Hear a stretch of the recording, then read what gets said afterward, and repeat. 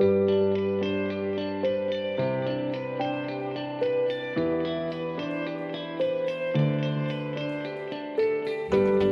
to the Understanding Boys podcast.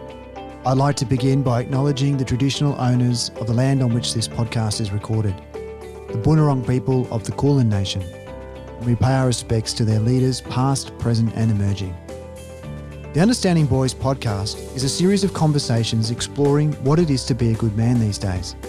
And if you had a story that you could tell a boy of, say, 14 and he'd listen, what would that story be? And that's really what I'm asking our guests today. I'm Dr. Roos, and we're a community of teachers and parents concerned with the education and growth of boys and young men in the modern world.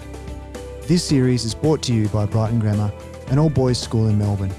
To learn more about the podcast, please visit understandingboys.com.au. Paul Roos currently runs the consultancy Performance by Design. He's known mostly as an elite athlete in Australian rules football, as well as for his work as a premiership winning coach. Paul's career was littered with accolades. Most valuable player, 7-time All-Australian, twice captain. He was inducted into the Fitzroy Team of the Century, as well as the Australian Football Hall of Fame. But according to Paul, his most prized award was winning Australian Father of the Year in 2008. In our conversation, we talk about being real and authentic, we talk about setting up families with strong cultures, and what really matters in life. Paul offers some great advice about working with boys and young men. I hope you enjoy the conversation today. So joining us on the Understanding Boys podcast is Paul Roos. Paul, thank you again for your time in advance. We were just chatting about how life is over there in Hawaii. Perfect one day and even better the next. Sounds pretty amazing. Yeah. So I've got an American wife, which a lot of people would know, followed footy. So she obviously made big sacrifice over when we get married, 1992. So, yeah, we bought the house in Hawaii about 10 years ago, and we've been coming backwards and forwards ever since. So, yeah, it's nice to be in Hawaii as sort of Melbourne goes into winter. So it's always pretty nice in Hawaii. The weather's pretty good, so it's a pretty nice place to be hanging out in. Good place to be. I thought a good place to start might be just with the who we are, and I think as parents and, whether you're a coach or whether you're in, working life, so much of it is just the who you are and what you bring to that. And you're known, Paul, as someone with great charisma and, very relational. Is that something that you've always had, or is that something that you've had to kind of cultivate?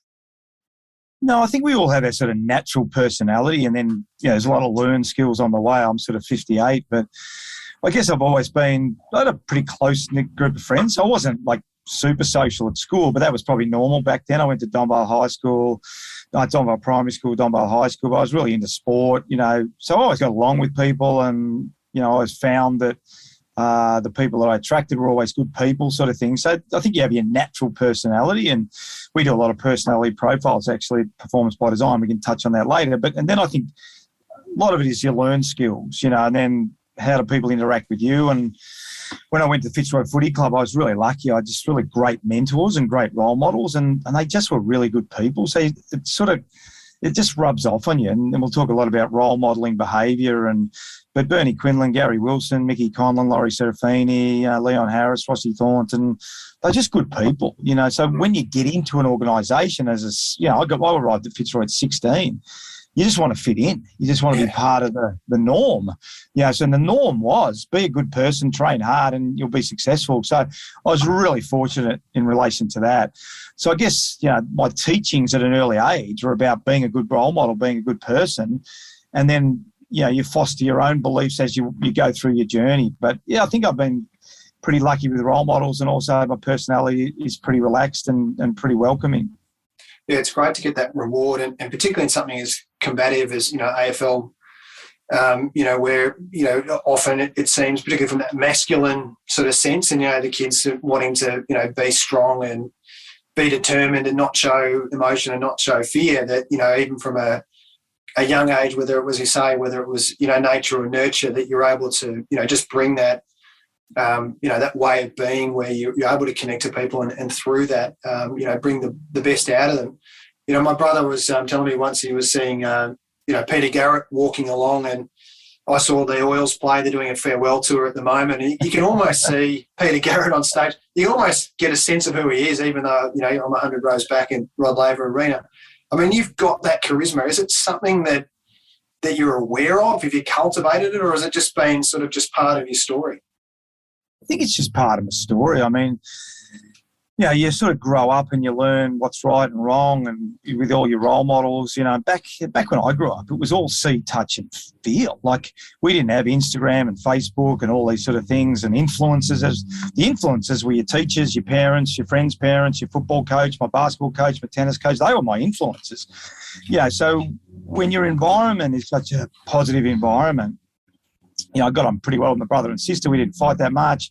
I mean, mum and dad split up when I was about 19 or 20, but, you know, in the years that I was around home and around school, you know, they were together. My dad had a really good job. My mum looked after took us to training and everything like that. So I think you establish your values really quickly through that period. And, you know, I was really lucky to have really good role models. You know, I went to Wilson's prom every year with another family and was involved in the tennis club. And, I don't remember many troublemakers and people getting into trouble. So my life, visually, what I was seeing, what I was hearing, my teachers, et cetera, was all really positive. You know, and I think that reflected on me and my parents, et cetera. So, yeah, I guess, yeah, you do have learned experience as you get older, but I suspect we're going to talk a lot about, yeah, that high school age, you know, when you're really influenced from 12 to sort of 18, and, you know, we get them at AFL Footy Club at 18 sort of thing. So, but for me, it was a really good experience and I had really good role models.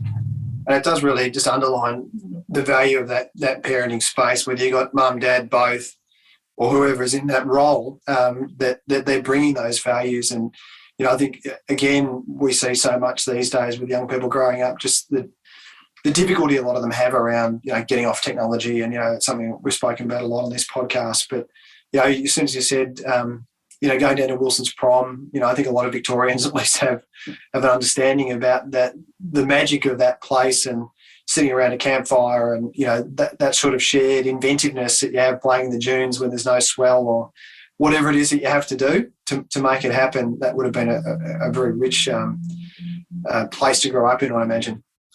Yeah, actually, Dylan asked me, I can't remember what it was like 3 years ago, I think. He said, Dad, if you could grow up in any era, when would it be? And it was a really insightful question from my son. And I must admit, I stopped for a while and I said exactly the era that I grew up in. And I think it's you can't put an old head on young shoulders, and you don't want to sound like, you know, the way it was. But truly, like, my day was go to school.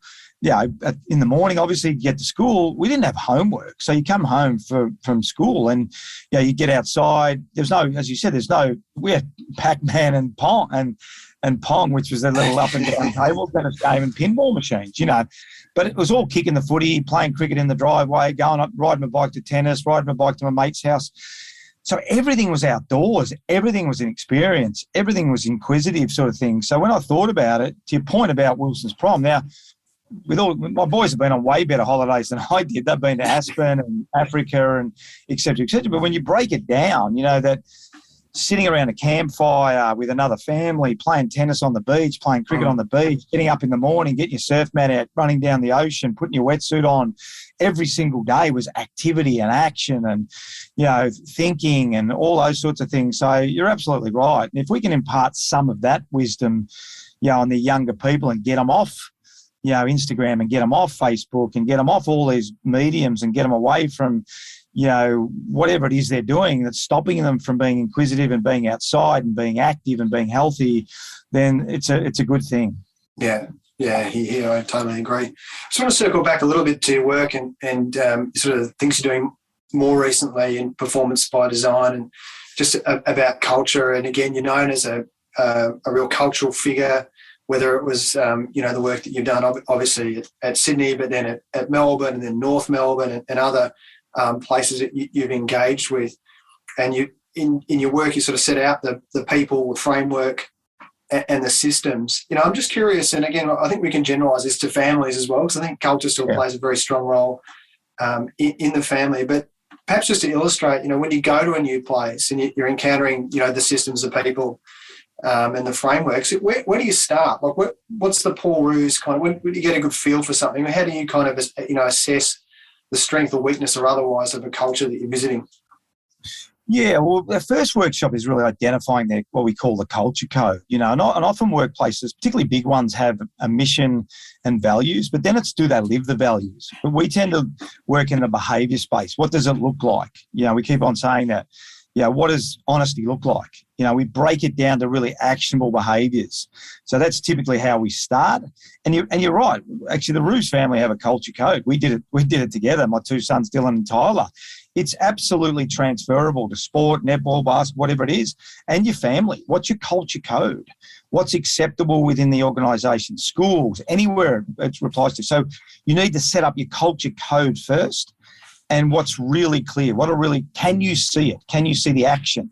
Because if you can see it, then we can reward people on it and we can challenge people on it. So that's really the starting point for what we did. We did that at the Sydney Swans, with the Bloods code, the Bloods culture. We did it at the Melbourne Sydney Swans. We did it at Coffs Harbour over a number of 2 days.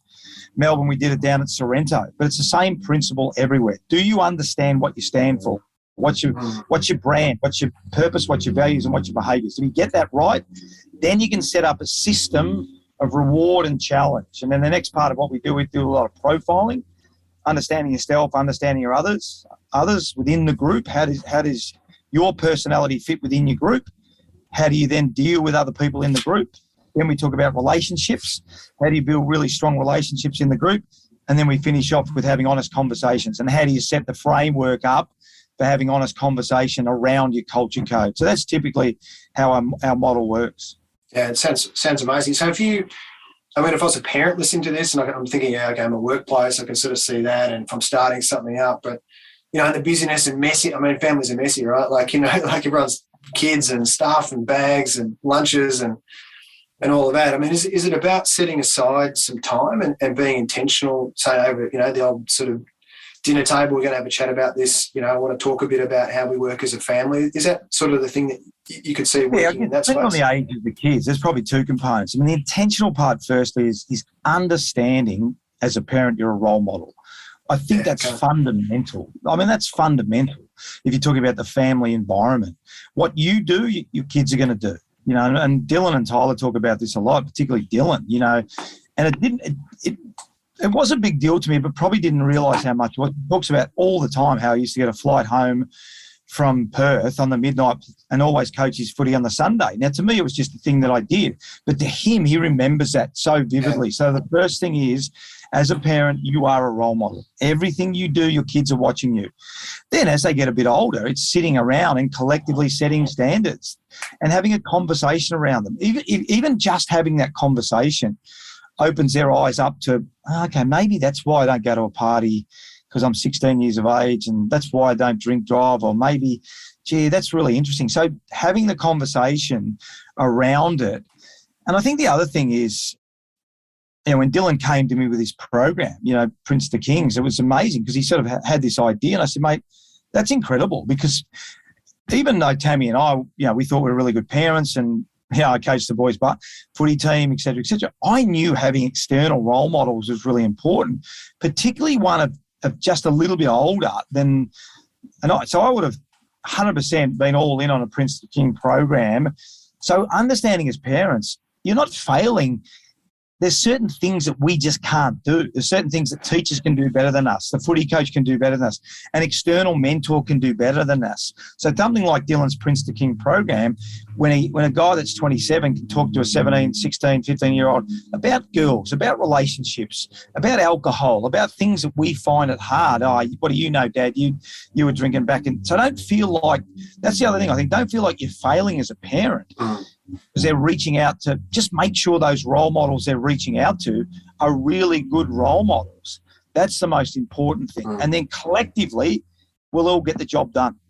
Yeah, I think there's a lot in that. So I think a lot of the parents that I work with, just that, the role modelling piece and the age and stage, as you say, the kids get to that adolescent period and you sort of think, what's left that I can do? Kind of the die's cast a little bit, and, we've got these relationships that maybe aren't functioning as well, sometimes, due to external pressures and internal pressures, families, you were saying your mum and dad went their separate ways, and, certainly the same in my life.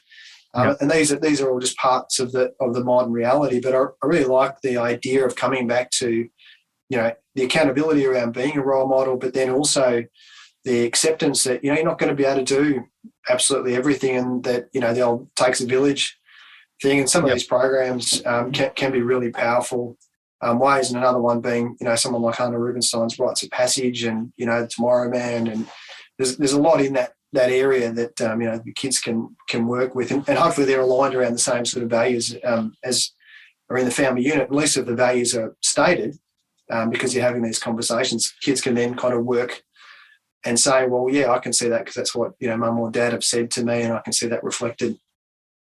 Yeah, for me, I was really lucky. I had access to so many people, but I never thought either as a player, as a captain, I didn't need any help, or as a coach, I didn't need any help. So reach out. Again, I think the greatest sign of strength is self-awareness, what you're really good at, what you're not good at. There's no such thing as a perfect mum, perfect dad, perfect coach, perfect CEO, perfect leader, perfect teacher, perfect principal.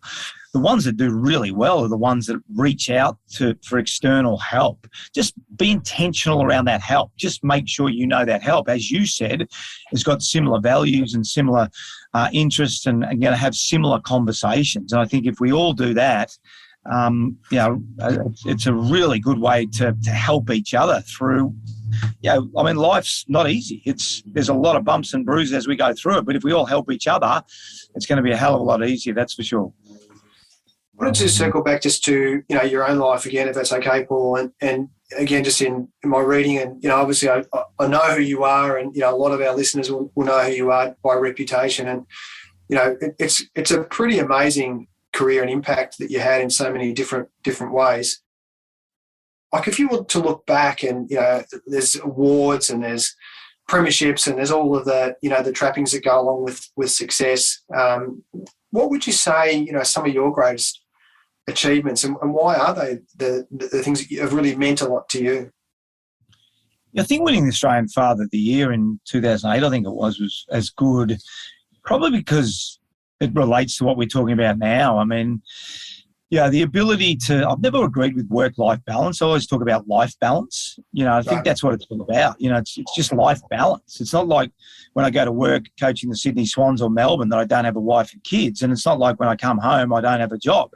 It's really life balance. So I think that's probably something I'm most proud of, just the ability to navigate life and make sure that I remember everything all the time, how it impacts everyone throughout my life. And I think that's probably the thing I'm most proud of. I mean, to win in 2005 and, have your family around you is pretty special, have your friends and have your family, your kids, like the boys on the day I saw afterwards, which they weren't supposed to go. I think I got into trouble for that. And I think also integrating, even talking to Dylan and Tyler, the things that they learned, off the Sydney Swans players. I probably didn't realise it at the time, but being around such great role models, they talk about it a fair bit, So don't, my thing is don't try and necessarily compartmentalise your life, because you never know where they're going to pick up something good or see something bad that's going to stop them from doing something bad, or a conversation that you're going to have. So I think the thing that I'm most proud of is just being able to do that, being able to live a well-balanced life in a really high-pressure environment of playing for 17 years and then coaching for 11 and a half years. That's probably something I'm really proud of. That's huge. I mean, so it's nearly 30 years of high-intensity work environment, if nothing else. I mean, there's not much higher than a sort of elite sport in terms of that daily pressure and the amount of measurement and high transparency, and you're having these conversations all the time that are really pushing you to bring out the best in yourself. When you said earlier about the life balance, not so much work-life balance, and you're talking about navigating life, what does that look like? Is that a daily ritual or a process that you have? Is it a set of questions that you might ask yourself every day, or what's the Paul Roos guide to navigating life in terms of the everydayness, the simplicity, or the routine around that?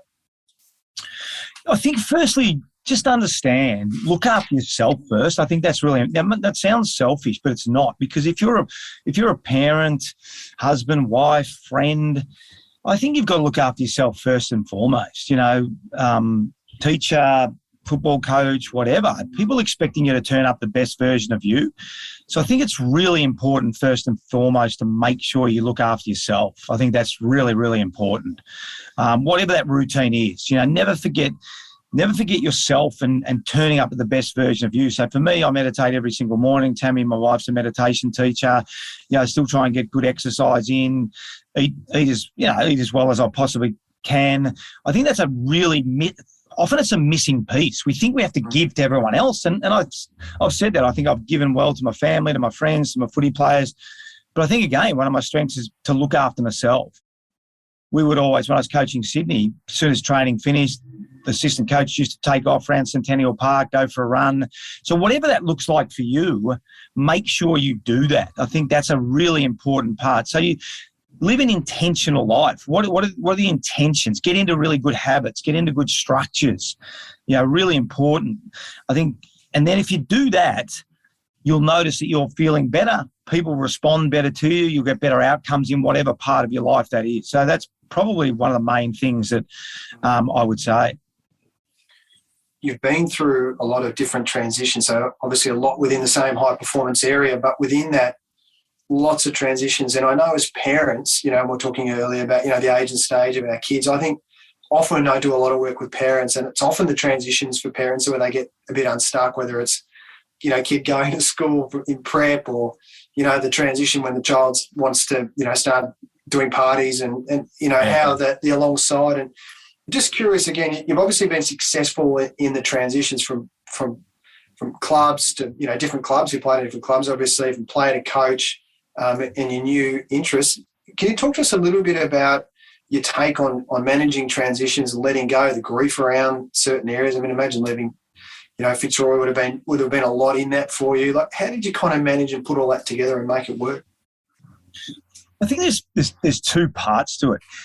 It's the ability to be emotional, but it's also the clinical part of that emotion. I think, because if you look at, I'll dissect one, because leaving Fitzroy was really difficult. It really was. The emotional part of leaving was really hard. I remember I was living in North Carlton at the time, and I worked out my front door, and this lady, Fitzroy's boy, she said, "Paul, tell me you're not leaving. Tell me you're not leaving." And the emotion of that is really hard. But then there's the ability to be practical. I think that's the hard thing. And then pulling the two together. So the practical side for me then was, there's just nothing left for me here. It's just not the same footy club, you know. And then that side of it kicked in. So it's hard to know, is it 50-50, is it 60-40? Yeah. But I think the awareness around that is really strong. You know, never let the emotion of something go. You have to expend that emotion. But then there has to be a clinical side that kicks in. And then if you get them right, then you make really smart decisions and really good outcomes. Now, it's not always as simple as that, but hopefully that helps a little bit. And then also, you know, having people around you that can either kick you into, you know, Roosy, just be emotional, mate. We'll take care of this stuff. You know, we'll take care of the clinical stuff. All right, thanks. Or, mate, come on, pull yourself together. We got to play a game on the weekend. You know, it's not the end of the world, sort of thing. So surrounding yourself with good people and listening to advice, I think, is really important as well. Yeah, and you're right. It was a pretty tough question. I probably loaded it up a bit much there, but yeah. So in that transition space, so yeah, it sounds to me a lot like sort of being real, just genuine, aren't you? Like you're saying, I have these feelings, but you're almost in a way framing it. You've got a bit of a helicopter view going there. So I'm getting I guess a sense of real perspective that the emotion is, you're validating the emotion and saying, look, this is tough and this is hard, and I'll have my ups and downs around it, but equally I know that I can assess it. And then the other part I think you're talking to there was the mentors and the role of friends as being those advocates to, I guess, give you, again, perspective and sort of say, hang on, if we level set this, it's probably, you know, this is going to be the best thing for you in the next few years, or this will be tough, but it's worth persisting with.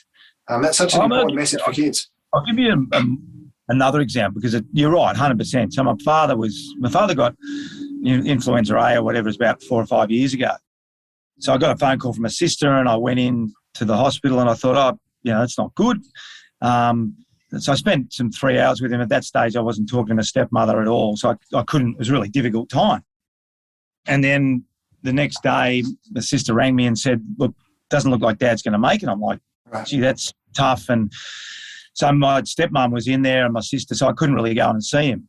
So there was an emotional and angry part of that. So I was really angry, but I obviously had to give my stepmother her space because she was married to my dad. Then the clinical part kicked in. I said, well, what can I do now to help my dad and to help me? You know, so I jumped in the car. I said to my wife, look, I'm going to go drive out to my mum's place in Ringwood East. So I drove out there and they've been separated for years. And so, Mum, just want to let you know that Dad's about to pass away. And she was a little bit shocked, but she appreciated it. I said, look, do you want me to stay with you? And she said, no, look, go. So then again, there's the emotion and there's the practical side. So I thought, well, what do I want to do? So I actually went to my house where I grew up and I knocked on the door and I wanted to pay tribute to my dad. And so I knocked on the door. So it's Paul Roos, how are you? This is where I grew up. Can I come in the house? Right. I guess the bloke would have been super shocked. And, yeah, you can come in. So I walked in the house, took a video, walked around the house, which was pretty cool. Looked at this little bedroom that I grew up in, walked out the back that I'd swim in the pool. Then I jumped in the car and I drove up to the Donvale Tennis Club and just walked around the Donvale Tennis Club where I'd spent hours and hours with my dad. And, it was really cool. And ironically, one of the tennis coaches was there and I spoke to him and it's pretty cool. Then I jumped in the car and I drove up to the Beverly Hills Junior Footy Club, which meant the world to me and my dad. And I literally walked around the ground. I sat on the interchange bench and just sat there for a while. And then I got up and walked over to my car. And just as the sun was setting, my sister rang and said my dad had passed away. You know, so there's a good example of trying to harness the emotion and get the practical. And I'm so glad that in a really emotional time I was able to think practically. And by doing that, I honoured my mum, I honoured my dad, and I also gave space to myself to grieve and to celebrate really what was an amazing life, you know. So that's probably a really good example of how I've sort of tried to navigate it over the years.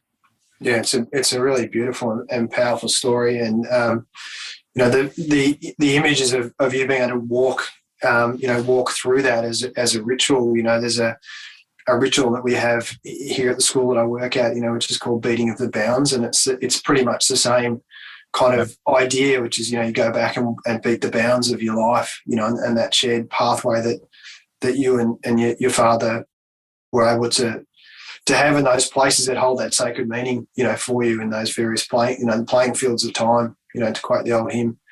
It's a great story. I mean, it's amazing because I don't think we do it often enough. Ironically, you know, my two sons and I took my dad, you know, away for a weekend, but we probably just let things flow through life. And we're not you mentioned, I like the word intentional, you know, so try and be a bit more intentional with, you know, families, et cetera, et cetera. But it was amazing just to sort of sit and remember and walk around the tennis court and walk around the footy ground and even going back to the house. So, yeah, it's a really important lesson that I learned through doing that.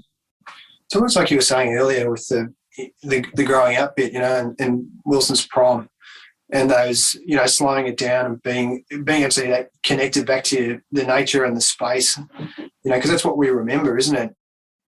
I was talking to some parents recently about the online space again, and there's a fellow, Alto, who basically maps out how much time we spend doing, you know, various things, and just that amount of, you know, downtime that we have. You know, you take out travel and sleep and work and school and work, whatever you're doing, you get this little window of about 3 hours a day where it's just you. And, you know, it might be your hobby, it might be playing tennis, it might just be reflecting. But just with technology, how technology has really just eroded that, it's just a little sliver left. But yet when we're faced with these big challenges, what helps us, what props us up, you know, I guess the life culture that we fall back into is those shared memories and those shared places where we actually were present and we experienced that life. Yeah, 100%. I think the danger is, as you said, when that window goes from 3 hours and you get on your phone and you get on check your Instagram and all that, we're not living life. It's really, that's probably the sad part is, and when the youngsters listening, I don't want to sound like an old 58-year-old, but honestly, there's nothing better than playing footy and playing tennis and playing basketball or going for a walk or going down the park or walking down the beach or, being with your mates and all that sort of stuff. It truly is special. And when you get older, you start to probably realise that. So my message is to the young, get off your phones, talk to someone. That's always going to be there. And they're not, how real are they? When you're looking at someone, an influencer or whatever, what is their life? You don't really know. I tell you whose life you do know is the kid next door, your best friend, your person you go to school with, your mum and dad, your mum and dad's friends. You know what their life is. You're going to learn way more lessons, both good and bad, from people you can see, touch and feel than you are from people you have no idea what they're doing. So it's great. It truly is great to live life. We've seen what life is like when we take it away during the pandemic. It's pretty bad. It's not great when you get it taken away from you. So get back out with a degree of urgency and love and passion and excitement and live life, because it's pretty cool when you do. So let's talk about boys. And, you've spent a lot of, obviously, your sons and, sharing stories about growing up, and obviously the work that you've done in coaching some, literally, hundreds of people across time. In particular with raising boys and raising healthy boys, one of the things I wanted to touch on with you was about boundaries and setting those boundaries, because obviously someone who's got the relational ability and, you're prepared to have the difficult conversations, and you talked about, through the culture, what does it look like, and then being prepared to have the honest conversations around that. Now, I won't name particular incidents, but obviously as a coach, there were times where you had to be pretty firm on boundaries. Can you talk to us a little bit about your approach to working with boundaries, particularly helping boys who maybe haven't really quite got it? I know for me, there's kids here at the school I work with, and, I'm still not sure if I'm quite getting the message across about boundaries. How do you do it? Yeah, so I'll talk from a footy point of view first, and then we can extrapolate that just to more general. So I felt that the players really wanted it and needed it. I didn't know how it was going to work, but because they were involved in creating our behaviours, they really bought into it. So even when something really bad happened, even if it was the perpetrator, they always knew, I was sort of part of creating this. I agreed to the terms of this. So now I've got to fall on my sword, so that, and I also, most people do most things well most of the time. So make sure with boys, or give them praise. Well, when I look back, I wish I'd have given my boys more praise, but we tend to be more critical because we think that's the way it makes them better. No, just well done. Thanks for picking up your bag, mate. Thanks for making your bed, et cetera, et cetera. So I realised that as well, we need to praise people and be positive. So as a coach, I tried to be as positive as I could. So, and generally players did most things right. And they wanted discipline. They really do. And let's get to the general philosophy. I think my experience with boys is they want discipline. They want to know boundaries, but they want to be explained to them. Why? And that's where this notion of don't feel like you're on your own. That's why it's really, really important to feel like you've got, whether that's a teacher, whether it's your mate's friend, mum or dad, or whether it's, Dylan Roos, the mentor, or someone else. As long as we're all in this together, I think it's when we let them go and we take no responsibility at all. And that's what I see. I remember my boys both did nippers. This is sort of the opposite to what we're talking about. So we did nippers. And there was, the boys were 8 or 9. You can imagine it was a Bronte Beach. It was a pretty rough old beach. So I'd get there every Sunday morning. And, the guy that ran it, terrific guy, said, would anyone help? I said, yeah, it's my 2 boys. I'll help. But there was only about 4 or 5 parents. And this is where I get angry. So it was drop the kids off, go over and have a bacon egg sandwich, and I'll let someone else raise my kids. It doesn't work like that. You can't abdicate your responsibility as a parent. That's what annoys me. Don't think that the teacher's going to raise it, the footy coach going to raise your son. Yeah, they'll have a part in it, but you can't abdicate your. And I remember one lady came back and said it would have been a good half hour, 45 minutes after it had finished, and said to the guy that was running it, Lindsay, said, "Oh, Lindsay, where's my son?" Like, I don't know where your son is. What do you mean, where's your son? It's 45 minutes after the session's finished. And that's what really annoys me. You know, don't abdicate your responsibility. I see too many parents that do that. You know, they abdicate their responsibility and leave it up to everyone else. Yeah, if we all collectively do it, yeah, we're all going to run into problems. But then I've got a bit of help. You know, geez, Ray, you know, you saw Dylan do that at school. Can you just give him a little kick in the backside for me, mate? No worries. Hey, Roosie, I just noticed Dylan did this at school today. What do you think? Okay, fantastic. Thanks for letting me know, mate. That's awesome. I'll see if he brings it up. See if we're doing it collectively.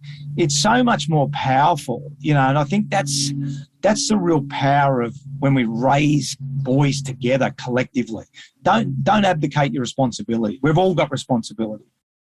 And I think it's interesting, as you say, and it's certainly true from my experience, is that I think kids actually want boundaries, you know, like when you see them lining up outside class, they're literally jostling to see where the boundary of either the person or the wall is, you know, like especially little kids are always bumping off, like where's the boundary? Yeah. I honestly believe, like when Dylan and Tyler would ask us to go to parties and we would say no, they'd get angry for 5 minutes and they were relieved. I guarantee they were relieved, because what they could do is then tell their mates they didn't want to go, that they could tell their mates that they wanted to go, and their parents wouldn't let them go.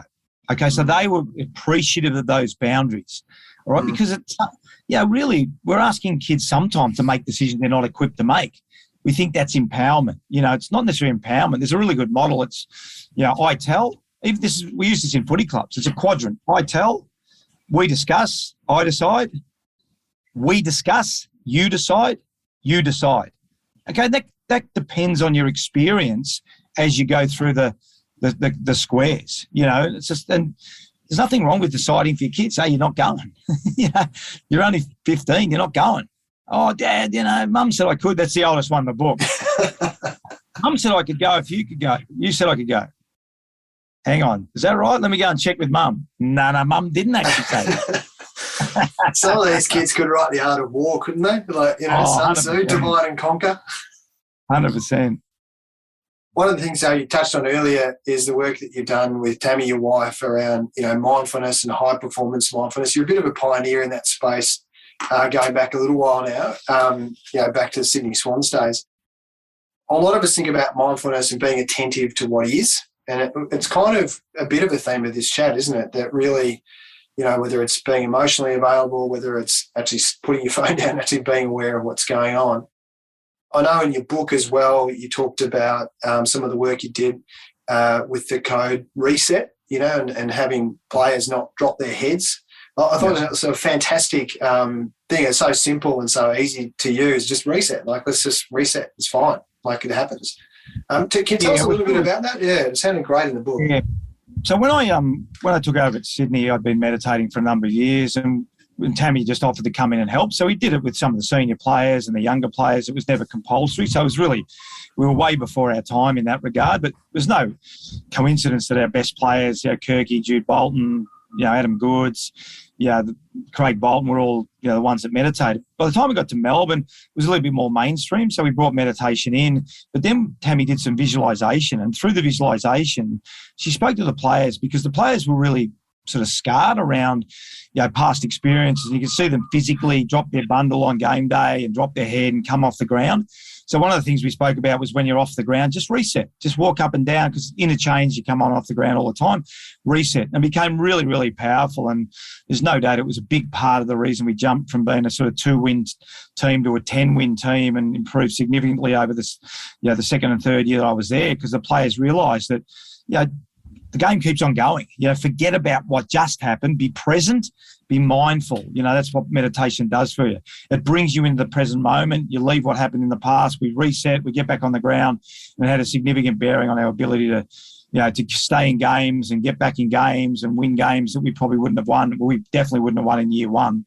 Yeah, and that invitation just to show up. And again, it kind of circles back almost on what we're talking about being accountable, isn't it? Because you can't, you know, if in a way you're resetting, you're letting go, but you're also accepting. So it's not like you're not saying it didn't happen, it happened, but it's just now's another opportunity. Now I'm in another space. And I think interesting. I mean, I learned from my wife, Tammy, from meditation and all that's been me, but I've learned from players. I remember a game, Leo Barry, talk about being present and resetting. I remember we played, I think it was 206 because we won the grand final. And Leo Barry had 4 or 5 goals kicked on him by Matty Lloyd, round 1, 2006. So eventually, we had to move Leo off him. For the next 3 quarters, Leo was by far our best player. And I was like, this guy's got an amazing capacity. And probably fullbacks are a bit like that because it's a thankless job.